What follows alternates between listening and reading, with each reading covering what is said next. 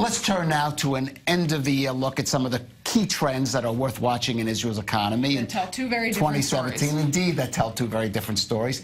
In the studio with us is Professor Claude Berube, Director of Research at the Taub Center at Hebrew University of Jerusalem, and our economy correspondent, Asher Westropp-Evans. Asher, let's start briefly with a look at the latest annual report on Israel's booming tech sector. Look, Kalev, the tech sector in Israel has had a record year in 2017, $7.44 billion in exits throughout the year of 2017. That's mergers, acquisitions, and initial public offerings throughout the year, really up from the slump that was 2016, where only $3.5 billion was recorded. Really a record trend, setting a good start and a good position for the tech sector. And we're talking about averages of about, what is it, $100 million? That just speaks to exactly the kind of range of prices we're talking about here. That's exactly right. $106 million to be precise, average per exit. These are massive amounts of money flowing into the Israeli economy, these big booms, these big spikes throughout the Israeli economy that are being held up by this tech sector. So we have two different stories here, because despite those strong numbers from the tech center and some other positive economic indicators, we're talking about record low unemployment, I believe, many Israelis are finding it a struggle to get by day to day.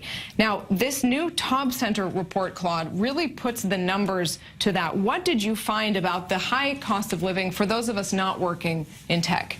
So, first of all, things are improving a little bit. It's improving a little bit in some of the sectors, in some of those items that actually prices have dropped, like clothing and shoes and furniture, communication, travel, leisure, and a few other things that we use. There are two items that remains high and continue to prices to continue to increase. Those are food prices mostly, not all of them, but some of them, and housing. Now, some of what you actually said about the high-tech sector is one of the explanation for the why that you are asking. When you have exits of $100 million, then prices go up? When you have a very strong influx of foreign currency, then the shekel actually strengthens, and there is an evaluation. When there is an evaluation, prices here become more expensive. The local prices, the local goods become more expensive when you compare them to other places. So the cost of living actually increases. But not everyone is employed in the high-tech center. Sure. So basically, you have this dual economy, those differences between those who have to suffice with very low income because they are producing the local produce, and the others that are in the high-tech sector or other advanced sectors, and they can export, and they have a profit of margin that is actually quite high, so they can also withstand the increase in the valuation of the shekel. Claude, I know at the Taub Center, you're not just doing research, you're looking for answers, not just diagnosing the problems. What could at least partially be done, starting with the government, to sort of address this issue, which is really hurting a lot of Israelis? People talk about leaving the country, going to places like Berlin because life is cheaper there. So paradoxically, basically, one of the solutions, not for the housing prices, but for the other items, is basically allowing import much more freely than it is today, basically taking down any of the customs or any of the barriers that we have right now for imports. Sometimes it's regulation, sometimes it's something else, but there are many, many barriers. Now, when you allow for import, there is competition in the country, prices go down, and also those who work here improve because the productivity actually goes higher. So is this ultimately up to the government to fix?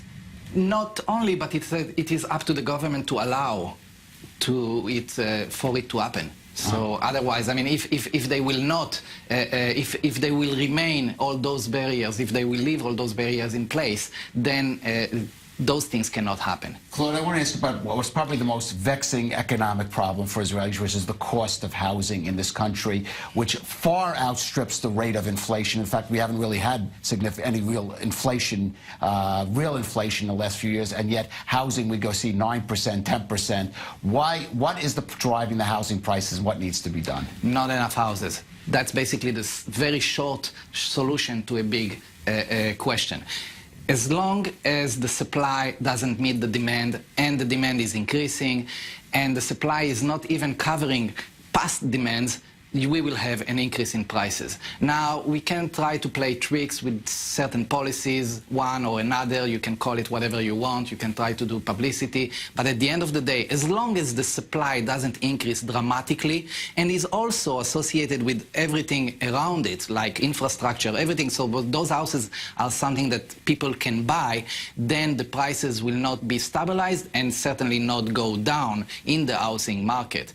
And as you said, this is the item. The fact that the inflation outside of the housing market is actually low is a sign of all of those things that I've said. Prices are actually going down in other items, but for housing, it's remaining. And so we're talking about what you say is really two different economies, two different realities. And Asher, when we're looking at those numbers, to jump back to that very different reality of hundreds of millions of dollars these companies sold, how much is it about a culture, a sort of exit culture?